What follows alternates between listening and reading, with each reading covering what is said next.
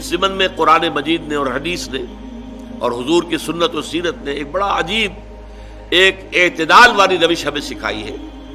سوال کی مذمت ہے، مت مانگو کسی سے کچھ، جو کچھ مانگنا اللہ سے مانگو اللہ سے، انسانوں سے مت مانگو۔ مانگنے والا اپنی عزت نفس جو ہے ہتھیلی پر رکھ کر پیش کرتا ہے جس سے مانگ رہا ہے، مجھے دیجئے کچھ۔ عزت نفس تو یہاں رکھی ہے نا، گئی۔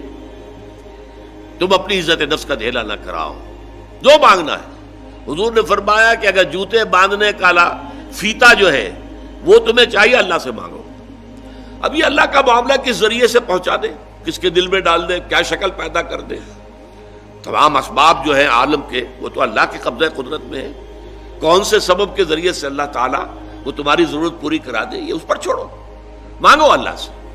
انسانوں کے سامنے دست سوال دراز مت کرو۔ لیکن دوسری طرف اگر کوئی اپنی ہتھیلی آپ کے سامنے کر ہی دے تو اسے ٹھوکر مت مارو۔ اس نے عزت نفس جو ہے اپنی ہتھیلی پر رکھ کر آپ کے سامنے رکھ دی ہے۔ اب تمہاری مروت، تمہاری شرافت کا تقاضا یہ ہے کہ اما السائل فلا تنہر، اب انہیں جھڑکنا نہیں ہے، ڈانٹ ڈپٹ نہیں کرنی ہے۔ اگرچہ ہمارے آج کل کے معاشرے میں جو پروفیشن بن گیا بیگری کا، اس میں بسا اوقات جو ہے پیچھا چھڑانا مشکل ہو جاتا ہے۔ اور واقعہ یہ ہے کہ ان کی اگر مدد کی جائے، اب کیا ہے، وہ آپ نے 1 روپیہ دے دیا تو بعض لوگ سمجھتے ہیں شاید بہت بڑا، میں نے حاتم طائی کی قبر پر لات مار دی، روپیہ دے دیا، لیکن یہ تو اصل میں انسٹیٹیوشن آف بیگری کو آپ نے سپورٹ کیا۔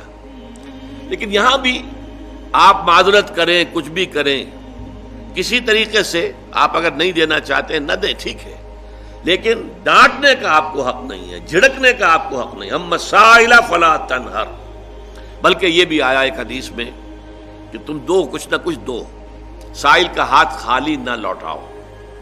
یہاں تک ایک حدیث میں الفاظ ہیں سائل کو ضرور دو، خواہ وہ گھوڑے پر سوار ہو کر تمہارے پاس آیا۔ گھوڑے پر سوار ہو کر آنے والا جو ہے وہ تو صاحب عزت، صاحب حیثیت انسان ہوتا تھا نا۔ گھوڑا تو عرب میں ہر ایک کے پاس نہیں ہوتا تھا۔ اونٹ تو کہہ سکتے ہیں آپ کے بہت عام تھا، بھیڑیں بکریاں عام تھیں، گھوڑا جو ہے وہ تو کسی صاحب ثروت انسان کے پاس ہی ہوتا تھا، صاحب حیثیت۔